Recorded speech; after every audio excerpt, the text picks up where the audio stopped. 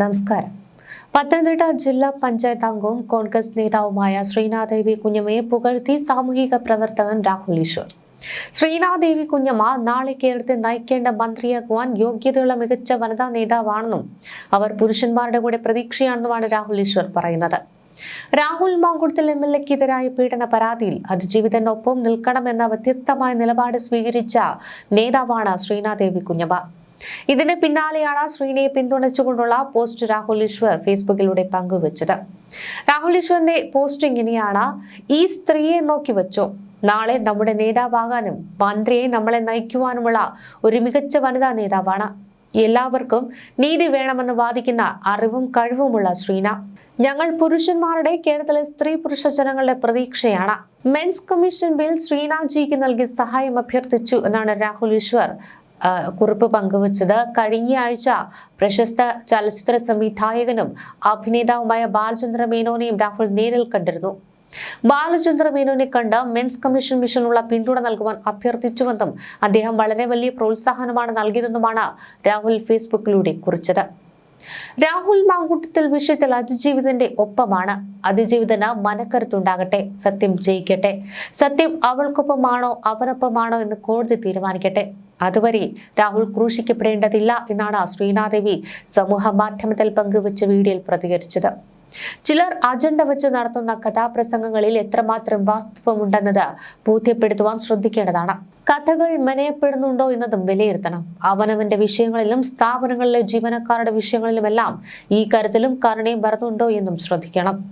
രാഹുലിനെതിരെയുള്ള ആദ്യ കേസിൽ പീഡനാരോപണം നിലനിൽക്കില്ലെന്ന് കോടതി പറഞ്ഞിട്ടുണ്ട്. രണ്ടാമത്തെ പരാതിയിലും കോടതി സംശയം പ്രകടിപ്പിച്ചിരുന്നതായും ശ്രീനാദേവി പറഞ്ഞിരുന്നു. രാഹുൽ മാങ്കുട്ടത്തിൽ കുറ്റക്കാരനാണെന്ന് കോടതി പറയണം. കോടതി പറയും വരെ കുറ്റക്കാരനാണെന്ന് നമുക്ക് വിധിയെഴുതുവാൻ പറ്റില്ല.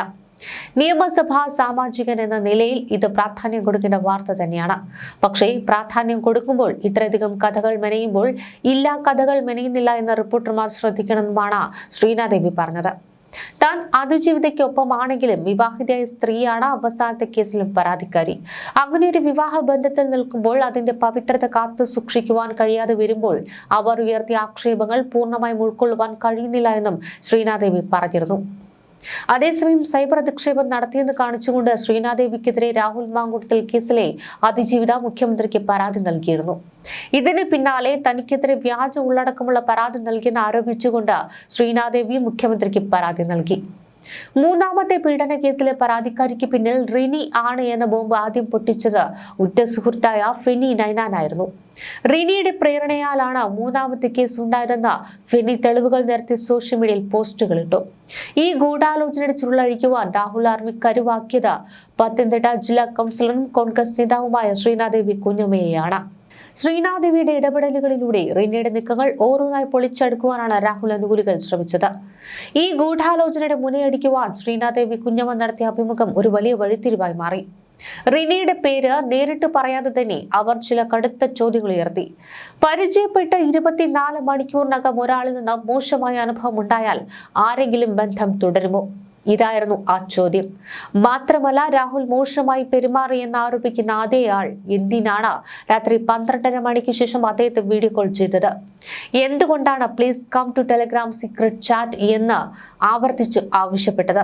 സാധാരണഗതിയിൽ മോശമായി പെരുമാറുന്ന ഒരാളെ ബ്ലോക്ക് ചെയ്യുന്നതിന് പകരം അർദ്ധരാത്രിയിൽ എന്തിനാണ് അത്തരമൊരു സ്ക്രീൻ ചാറ്റിലേക്ക് ക്ഷണിക്കുന്നത്? ശ്രീനാദേവി ഉയർത്തിയ ഈ ചോദ്യങ്ങൾ റിനിയെ പ്രതിരോധത്തിലാക്കി. രാഹുൽ ആർമി ഒരുക്കിയ ആ തന്ത്രപരമായ കെണിയിൽ റിനി ആൻഡ് ജോർജ് വീണു എന്നത് വ്യക്തമാക്കുന്നതായിരുന്നു പിന്നീട് വന്ന അവരുടെ സോഷ്യൽ മീഡിയ പോസ്റ്റ്. ഞാൻ ആരുടെയും പേര് പറഞ്ഞിട്ടില്ല, ആരോടും മറുപടി പറയുവാൻ ബാധ്യസ്ഥയല്ല എന്നായിരുന്നു റിനിയുടെ പ്രതികരണം.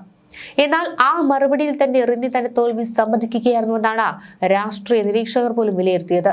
രാഹുലിനെതിരെ കെട്ടി ഉയർത്തിയ നുണക്കഥകളുടെ കോട്ട അവിടെ തകരുകയായിരുന്നു. ഇതിനിടെ രാഹുൽ മാങ്കുട്ടത്തിനെതിരെ വീണ്ടും പരാതിയുമായി ആദ്യ പരാതിക്കാരുടെ ഭർത്താവും രംഗത്ത് വന്നു. രാഹുൽ തന്റെ കുടുംബജീവിതം തകർത്തു എന്ന് കാട്ടിയാണ് പരാതി സമർപ്പിച്ചത്. നാട്ടുകൽ പോലീസിലാണ് പരാതി നൽകിയതും.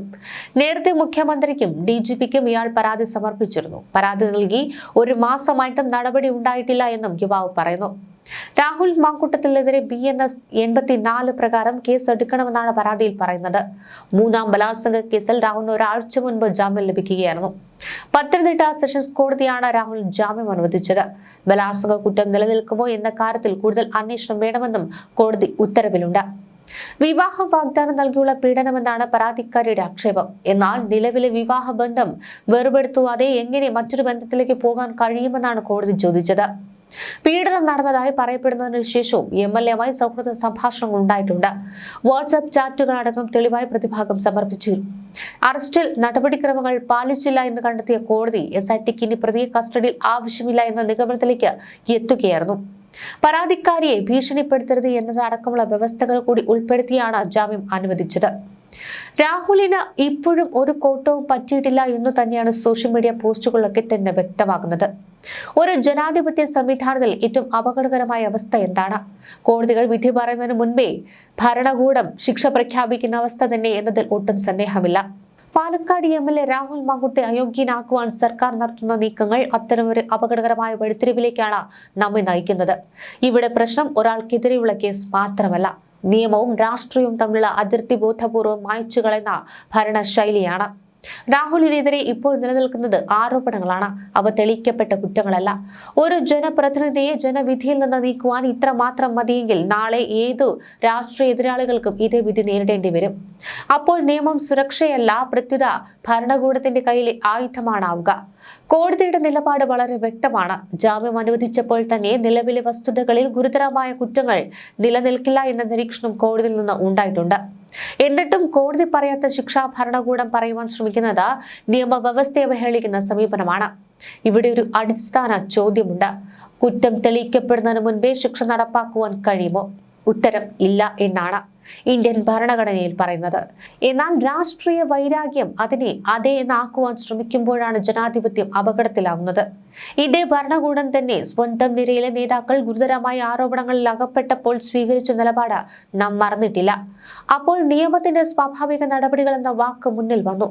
ഇപ്പോൾ അതേ മാനദണ്ഡം എന്തുകൊണ്ട് ബാധകമല്ല?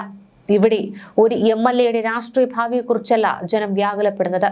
ഭരണകൂടം ജനങ്ങൾ നൽകിയ അധികാരം ദുർവിനിയോഗം ചെയ്തത് പകവീട്ടുമെന്ന കാര്യത്തിലാണ്. അന്വേഷണം നടക്കട്ടെ, സത്യം പുറത്തു വരട്ടെ. പക്ഷെ വിധി പറയുവാനുള്ള അധികാരം കോടതിക്കാണ്. സർക്കാരിനില്ലെന്ന മിനിമം അറിവെങ്കിലും സൈബർ തള്ളുകാരും അവരെ കെട്ടഴിച്ചുവിടുന്ന നേതാക്കളും ഓർക്കുന്നത് നല്ലതാണ്. ജനാധിപത്യം ഓർമ്മിപ്പിക്കേണ്ട ഒരു സത്യം ഇതാണ്.